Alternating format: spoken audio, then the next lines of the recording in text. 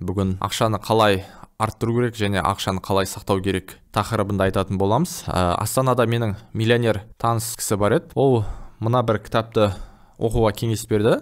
Яғни «Самый богатый человек в Вавилоне» кітабын оқуға кеңес берді. Сол кітаптан бір керемет инсайттар алдым. «Самый богатый человек в Вавилоне»де ол кітапта жалпы бір кедей кісі болады.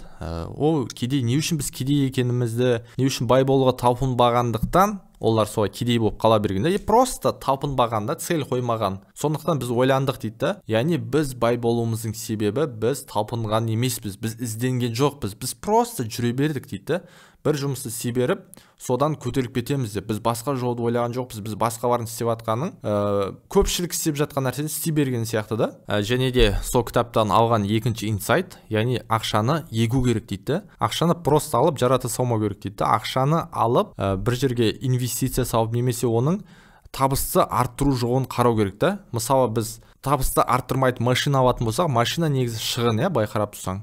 Телефон шығын. Егер ол табыс әкелмейтін заттар болса, яғни телефонмен сіз табыс таппайтын болсаңыз, ол шығын болады да. Машинамен табыс таппайтын болсаңыз, тоже шығын болып есептеледі. Ол жерге бензин, ремонты бар деген сияқты кете береді. Оның бәрі шығын. Ал бізге табыс алып келетін нәрсені жасау керек. Яғни ақша жинау керек. Жинаған ақшаны біз бизнес ашып, немесе табыс табатын жолдардың жаңасын аша беру керек. Ақша табамыз, ақша табатын жолдардың актив сатып алуға тырысу керек та бұл жерде.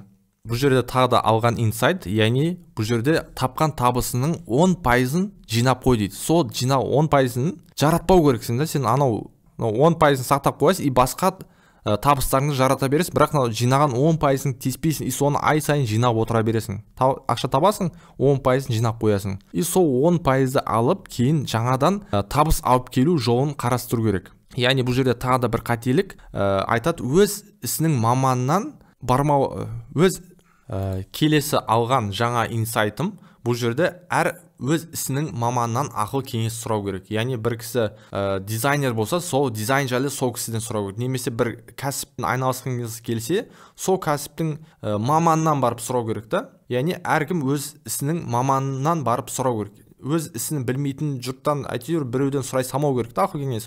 Олар қате ақыл кеңес беріп қоюы мүмкін деген сияқты бір керемет инсайт алдым. Яғни бұл жерде ақша жинаудың, яғни тапқан табысының 10%-ын жинап отыруға совет айтады да. Неліктен?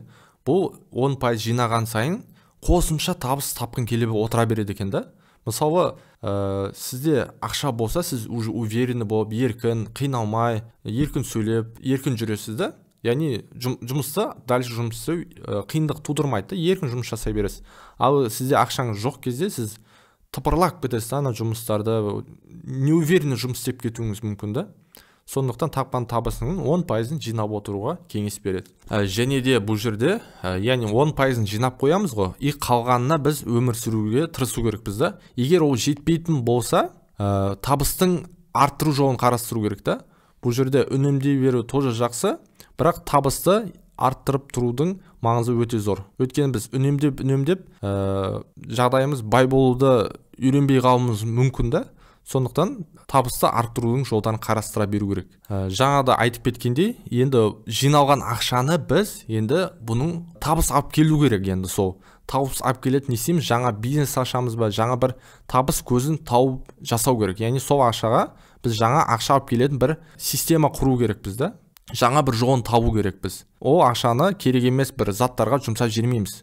Ол ақшаны табыс алып келетін заттарға, бизнеске жұмсайтын боламыз. Және де келесі алған инсайт, енді осы тапқан табысымыздың жаңа бизнес ашатын кезде, жаңа табыс көзін ашатын кезде, біз өз ойымызбен барып ашып кете салмау керекпіз. Оны өзінің білетін маманнан барып сұрау керекпіз. Сол маманнан ақыл кеңесін алып барып, ақыл кеңестерді алып барып, дальше уже жұмысты жасау керек та. Өзіміз алып бірдеңе жасап құрастыра салмау керек. Адамдардан ақыл кеңес сұрау керек.